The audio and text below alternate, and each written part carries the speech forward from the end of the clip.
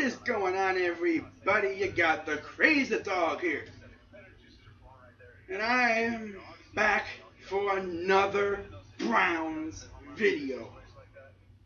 Now, of course, I would love to give you guys a little in-depth review from what I've seen at day 1 and what I've heard from day 2, because I did not go to day 2. I would, except it was closed to the public both days. Only in Ohio, right? Only in Ohio would the first 2 days of training camp get closed to the public because of weather. Of course. But have no fear, I will still give you my thoughts on what I've seen or heard about this team. Starting with, well, coaching style. Compared to last year, Mike Patton was more or less letting his coordinators and his position coaches run camp. He would just sit at the sidelines with his arms crossed like this, watching everything go down. Some coaches are like that. Except when you suck like Mike Patton did, it's kind of annoying. Whereas Hue Jackson is hands-on with everyone, with all the position coaches and everyone. He's more in tune with everyone. Quarterback does something wrong, he goes to the quarterback and shows him what he did wrong and shows him how he can improve it. Mike Patton, he'd just be sitting on the sidelines, and he'd have the quarterback's coach or the offensive coordinator deal with it. No, that's not how Hue is. Like I've said before, Hue Jackson is that kind of guy who demands the best out of his guys. And he's going to make sure they get it right. If you do a play wrong, if you even flinch the wrong way, if you look the wrong way, he will stop everything and go, do it again. He can run it 5, 6, 7 times if he has to.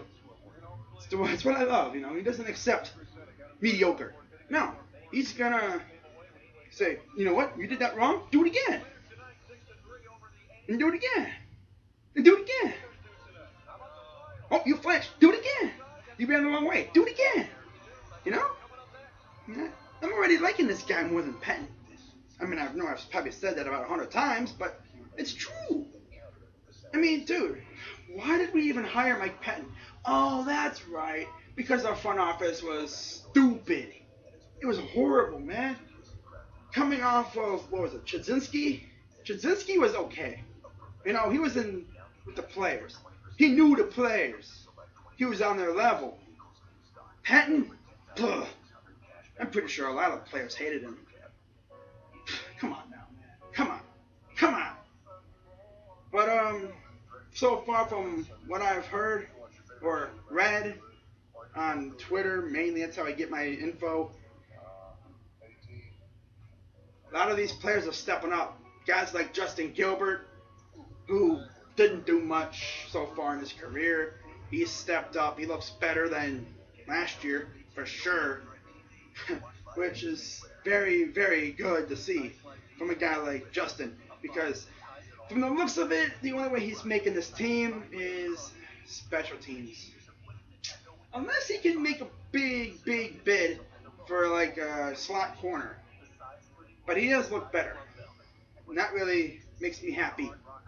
Now, another thing I like to see about this team is how the coordinators mix and match players, especially Ray Horton.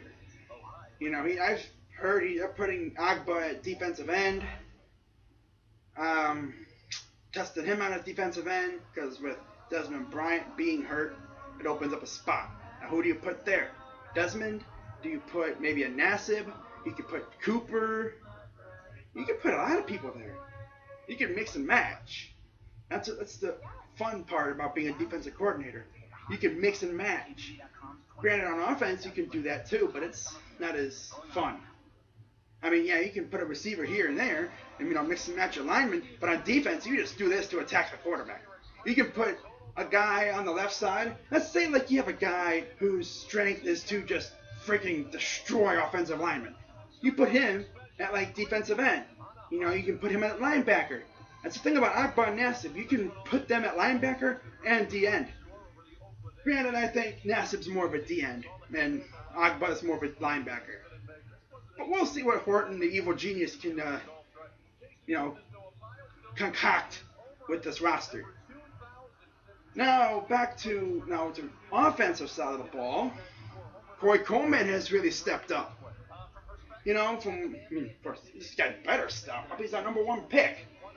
But Pep Hamilton, our offensive coordinator, is really testing him out. Chad Johnson's showing him all he needs to know. I mean, freaking Rashard Higgins made a great catch. Ricardo Lewis is looking pretty decent. Cody Kessler, he looks good. All of our rookies are looking pretty good.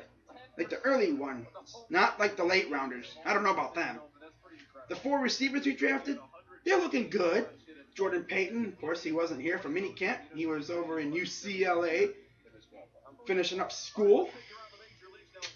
Liking it. I'm impressed with what he's got. I heard they're trying Corey Coleman at punt returner. That would be something to watch right there during the preseason. Corey Coleman at punt returner. Because who else do we know is a receiver and returns punts? Antonio Brown. I've heard they're also trying Tramon Williams there as well, so they could put that there. I've heard they're also doing like a Raheem Mostert or Justin Gilbert at kick returner even. So, I mean, so many variables going into this. Now, guys who I think will get cut, not really going to go into that. Probably, I'll go into that after probably the last practice I go to, which will be on the 15th, I believe, of August. And after that one, I will discuss who I think will make this roster, who I think will get cut, and who I think will maybe practice squad. But I think because after 2 practices, there's so much you still got to see. Tomorrow I hope I will be able to see these guys in pads, so I get to see some hitting for once. See how these guys act with, play or perform with pads on. That's when the fun stuff really begins. First 2 days, you're still getting acclimated. 3rd day, man, you got pads on, you're ready to hit. And then by that, hopefully, from what I've heard, by the first preseason game even, we could have our starting QB decided. Which, I mean, come on, we should already know who that's going to be. And it's not Josh McCown. I say it'll be RG3. Now, of course, I've had people talk to me on Twitter and all these things on social media saying they don't expect RG3 to play the whole year.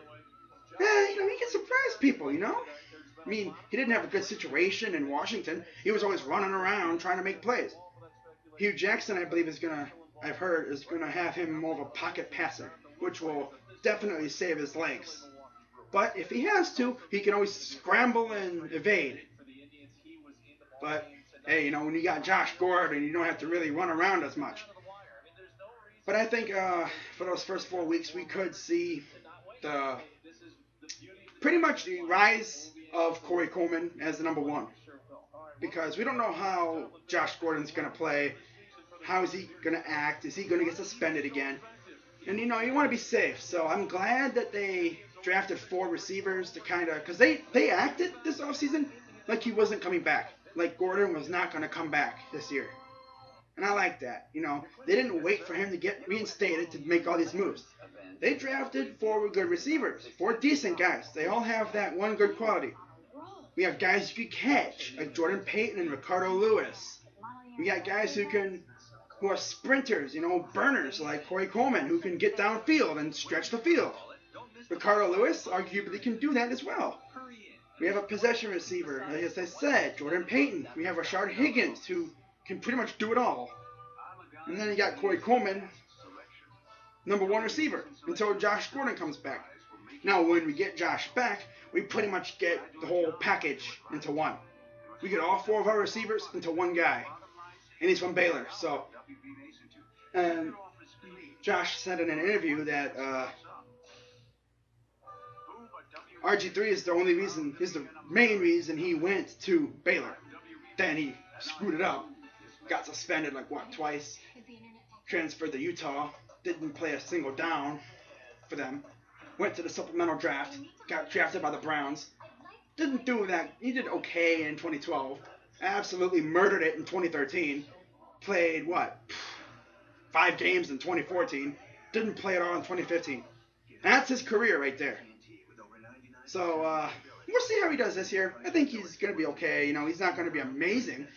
He'll probably eclipse 1,000 yards this year. But I don't. It's so hard to say, man, because you just don't know. This team could just be the freaking best thing since sliced bread. You don't know. You just don't know. All these people hating on us saying we're going to be trash this year. You just don't know. You got to see how this team plays. Got to wait until they get on that field. You know, preseason. See how this team plays with each other. This is a practice field. You know, it's Brown versus Brown. Wait until they get Brown versus Packer. Brown versus Falcon. Brown versus Buccaneer. You know, wait till they get guys who are not on their team. Until they face an actual opponent. Not their own player. Not their own teammates. Then we're going to see how this team is. And hopefully we'll have a good team come week 1 against the Eagles. And hopefully this team can stay healthy so we can actually contend this year. Now, people confuse me saying we're going to be good. You know, 8-8 would not be bad. 8-8 would probably be the highest we go. 9-7, that would be amazing. 10-6, as I said in my schedule preview video. Granted, I was a little homeristic in that one. That's a pipe dream. Now that I look back at it, that would be a supreme pipe dream. If everything went good, RG3 stayed healthy, Coleman and Gordon absolutely kill it. Running game does amazing. Defense is locked down. Then 10-6. But for right now, I'm going to say anything between 6-10 to maybe 8-8. Yeah, that's probably the range we're going to go. So I'm going to end this video. I hope to have a good review of tomorrow. You know, if it doesn't rain. They're calling for storms again. I hope that's not true. Oh, God. But, yeah, that's the review of day 1 and 2. Pretty much pre-pads, period, for the Browns. Tomorrow, first day of pads. I hope I can be there. Again, if you see me, don't be afraid to say hi. Nah, I mean, who really would want to say hi to me? Really? But whatever, you know. But anyways, I'm Crazy Dog 99. Go Browns. We bark together. Screw the haters. And I'm out.